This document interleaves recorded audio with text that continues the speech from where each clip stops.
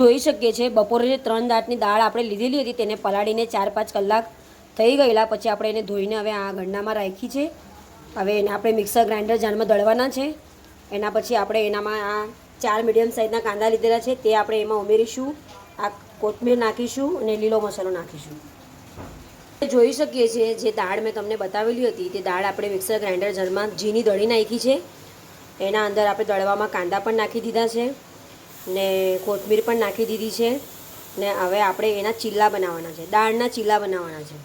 તો તેના માટે આપણે જોઈશું. હવે જોઈ શકીએ છીએ એક નોનસ્ટિક પેન લીધી છે આપણે. પેનમાં હવે આપણે આ જે બેટર આપણે બનાવેલું હતું તેને આવી રીતે આપણે ચીલા બનાવવાના છે ને આ દાળના જે ચીલા છે તે શરીરના માટે બહુ હેલ્ધી હોય ને તમને ગમતું હશે તો આ ચીલા આપણે ગરમ ગરમ નાસ્તામાં પણ સવારે ટિફિનમાં છોકરાઓને મોકલી શકીએ છીએ.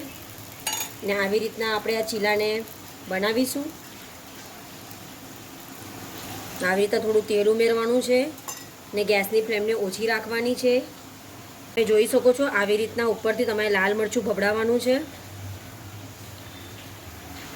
ને એની જગ્યા પર તમને ચાટ મસાલો ગમતો હશે તો તમે ચાટ મસાલો પણ નાખી શકો છો. ને આવી રીતે મેં ઢાંકણું ઉપરથી ઢાંકી દેવાની છું ને થોડીક વાર માટે એને થવા દેવાનું છે. હવે આપણે જોઈ શકીએ છીએ વન સાઈડ પર આપણા જે દાળનો પુલ્લો છે તે મસ્ત થઈ ગયો છે. હવે આપણે નેક્સ્ટ સાઈડ પર એને રાખવાનો છે ને ફરીથી એને થોડીક વાર માટે થવા દેવાનું છે. જોઈ શકીએ છીએ હવે આપણા આ જે દાળનો ચીલા છે તે થઈ ગયા છે. આ પુલ્લો આપણો બની ગયો છે દાળનો. હવે આપણે એને જોઈ લઈશું. ઓલમોસ્ટ મસ્ત બની ગયો છે આ. હવે આવી રીતના તમે આ સોસની અંદર પણ ખાઈ શકો છો, સિઝવાન ચટણીની અંદર પણ ખાઈ શકો છો ને આ એક પ્રોટીનથી ભરેલા આ દાળના આપણે જે પુલ્લા બનાવ્યા છે તે તમે ગરમ ગરમ છોકરાઓને નાસ્તામાં પણ મોકલાવી શકો છો ટિફિનમાં. ને આજની મારી આ રેસીપી ગમી હશે તો મારી ચેનલને લાઇક, શેર, સબસ્ક્રાઈબ જરૂર કરજો. Good bye.